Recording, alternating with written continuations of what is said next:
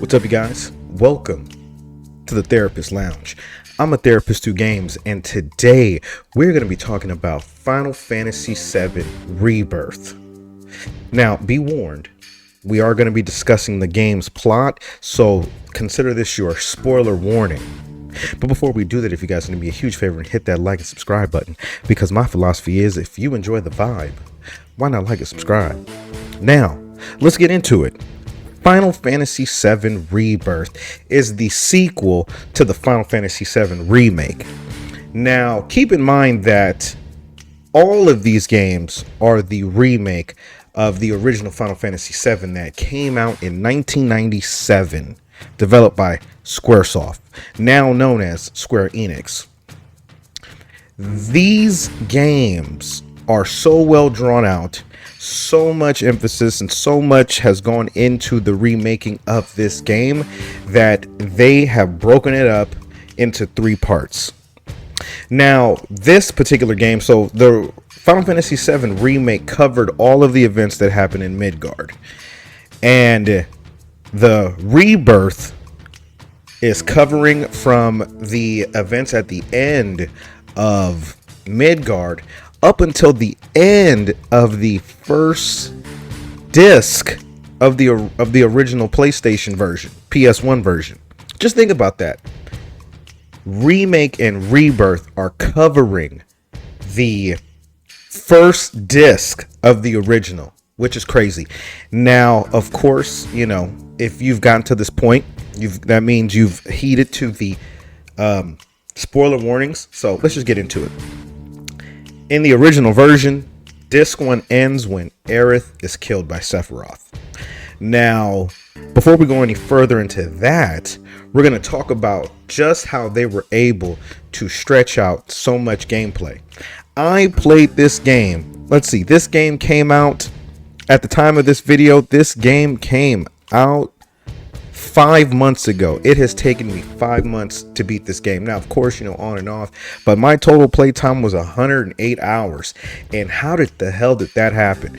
Well, across all the continents, you get to it's like the continents are open world.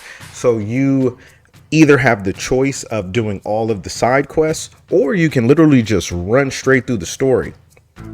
Now, you know, every continent that you go to, you have to unlock, you have to discover and unlock the satellites for Chadley.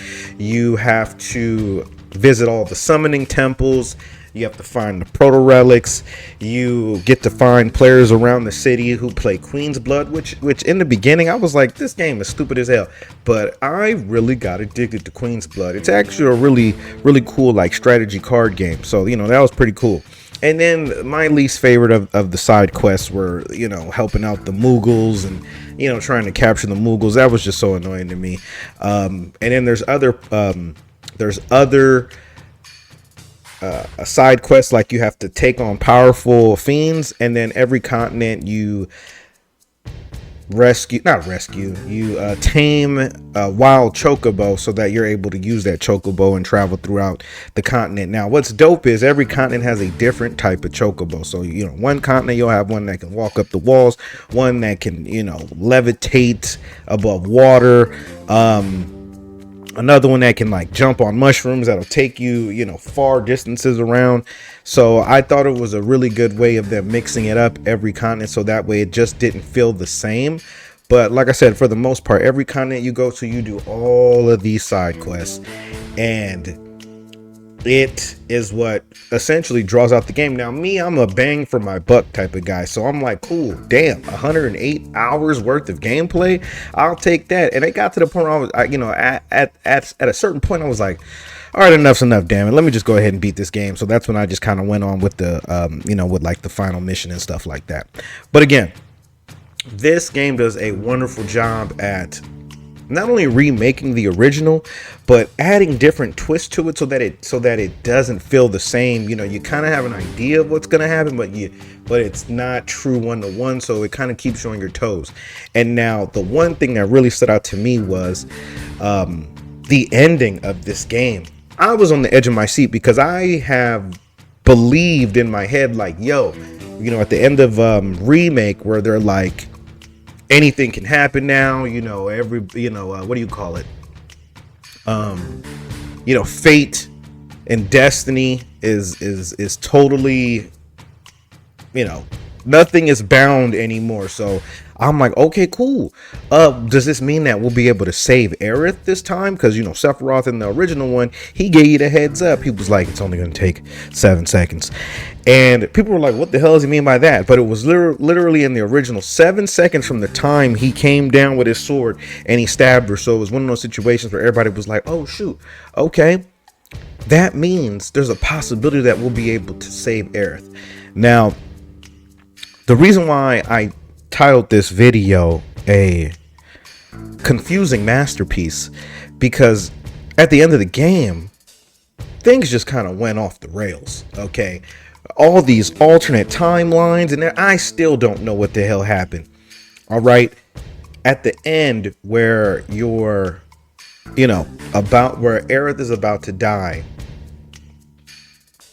Sephiroth comes down, Cloud blocks him, and I'm like, hell yeah, like literally, like I'm like, yes, like she'll live, or you know, whatever. And then it like phases, and then she's stabbed, and at one point she's alive, one point she's dead, and then everybody's like sad, but he still sees her. And I'm like, you know, I was really on the edge of my seat because I was really nervous. I'm like, is she about to die? Like, because it was sad in the original, but we're talking about, you know, pixels and no voices, and, you know, like in this game, you really become attached to the characters low key, especially if you played as many hours of this game that I did, but you really become attached to them. And so for me, I'm just like, damn, like I was preparing myself because, you know, with the acting and the voice acting and the motion capture, I was preparing myself to be really, really, you know, sad. But then I don't know, like it seems there's so much like jumping between timelines and timelines. I had to watch a video afterwards, like, can somebody explain to me what the hell just happened? This game was absolutely fantastic. And in that last chapter where, you know, Aerith, you know, gets stabbed by Sephiroth, I am very torn between that, because it took a game that was pretty straightforward and now it has made it super confusing. But I'm going to tell you this game, the gameplay, the mechanics, everything about this game, the graphics, the acting, it's absolutely, let's call it the voiceovers, because, you know, it's harder to get that emotion in an English dub of the original. But everything about this game was absolutely amazing. I'm just still very confused about the ending. You know, people are saying that like there's different Aeriths and different timelines, and she knows that she has to die. So it's like, okay, Cloud, you may want to save me, but I know that in order for me to be able to, in order for us to be able to stop Sephiroth, I have to become one with the live stream. And what does that mean? That means she has to die. So anyway, I am really curious to know you guys' thoughts. The game has been out for such a long time. If you're watching this video, more than likely you played the game already. So let me know your thoughts. I just finished it and I am just super confused, but excited to see what's going to happen next. Because everything is, and I didn't even talk about the whole Zack thing, you know, with this whole different timeline. It's like Zack is back and the game kind of bounces back and forth. I was confused during all that. Like, okay, it'll switch over to Zack and then it'll switch back, and I'm like, what does all this mean? I'm sure it'll all tie together. And at the end, it's very convoluted, you know. I started to become very confused at what timeline we're in, because then all of a sudden Zack is fighting with Cloud against Sephiroth, and it seems like all these different timelines were fighting Sephiroth at the same time, and it just got really, really crazy. But I guess, you know, they did that on purpose. They left us on a cliffhanger. They've got us saying what the hell's going on, and we have to wait until the next one to find out. So you guys let me know you guys' thoughts. I appreciate you for stopping by, and I'll catch you guys next time here at the Therapist Lounge.